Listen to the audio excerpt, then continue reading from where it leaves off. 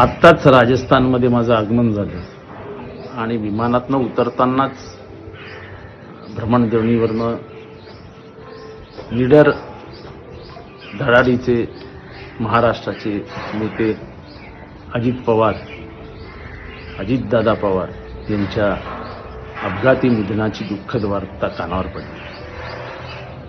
एका शब्दात त्यांचं वर्णन करायचं असेल तर निडर.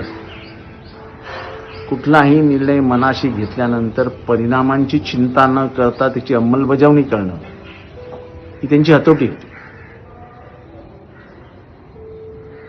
त्यांचं चालणं, त्यांचं वागणं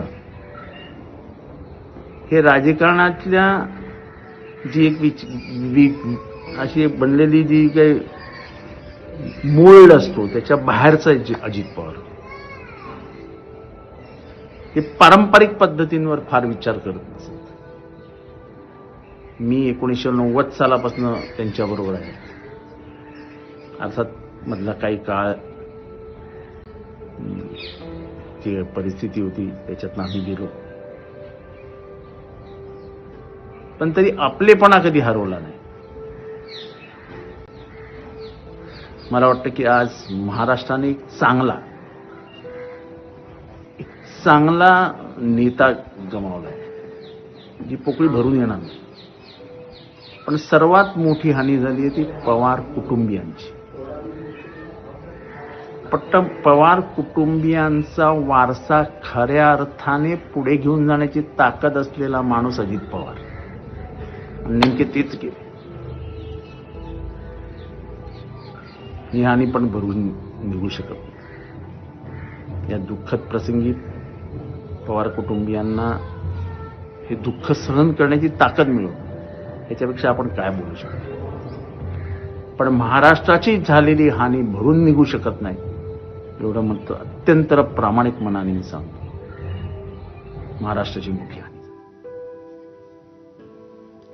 जितेंद्र आव्हाडांची प्रतिक्रिया देण्यात आणि जसं त्यांनी सांगितलं की आधी म्हणजे सुरुवात तर एकत्रच केली, कारण राष्ट्रवादी जेव्हा एकसंध होती तेव्हा जितेंद्र आव्हाड आणि अजित पवारांनी एकत्र काम केलेलं आहे अनेक काळ. आणि आता मधला काळ जाऊ दे, पण तरी देखील ते म्हणाले तसं की तो जो कनेक्ट होता किंवा जसा आपण वारंवार उल्लेख करतोय की ते मनभेद कधी झाले नाहीत, मतभेद झाले पण मनभेद झाले नाहीत कधी. आणि त्याचाच उल्लेख आता आव्हाडांनी देखील केला. त्यांनी एक शब्द वापरला अजितदादांसाठी, तो म्हणजे निडर. हो, अजितदादा सर्वार्थानं निडर होते, कारण राजकीय दृष्ट्या त्यांनी कधी कधी असे निर्णय घेतले होते की ज्यामुळे काहीही होऊ शकत होतं.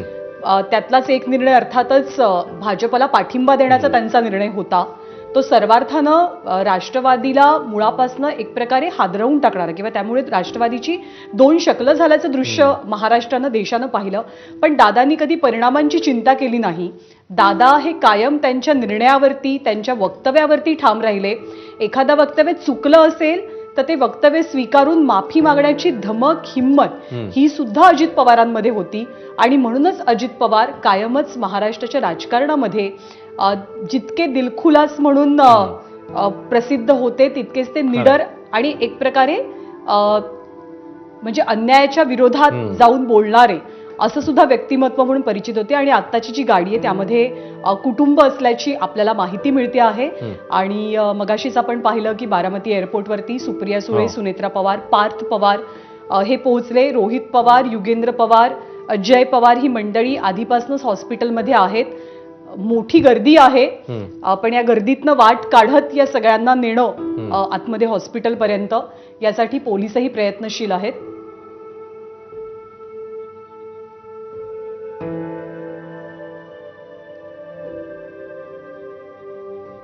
बंदोबस्त तर खूप मोठा आहेच नानादा, पण प्रत्येक मिनिटाकडे गर्दी ज्या पद्धतीने वाढते आणि आता कुटुंबीय देखील पोहोचत आहेत. बघूया आपण कोण कोण तिकडे आता पोहोचलंय.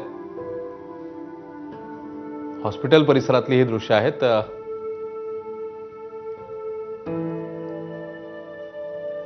अंत्यसंस्कारांची तयारी विद्याप्रतिष्ठानच्या मैदानावरती सुरू करण्यात आली आहे, पण ते अंत्यसंस्कार नेमके कधी होतील याची माहिती मिळत नाही. मुख्यमंत्र्यांनी सांगितलंय की ते रवाना झालेले आहेत बारामतीसाठी. अन्य राजकीय मंडळी किंवा उपमुख्यमंत्री होते राज्याचे. काँग्रेसचे नेते पृथ्वीराज चव्हाण आपली प्रतिक्रिया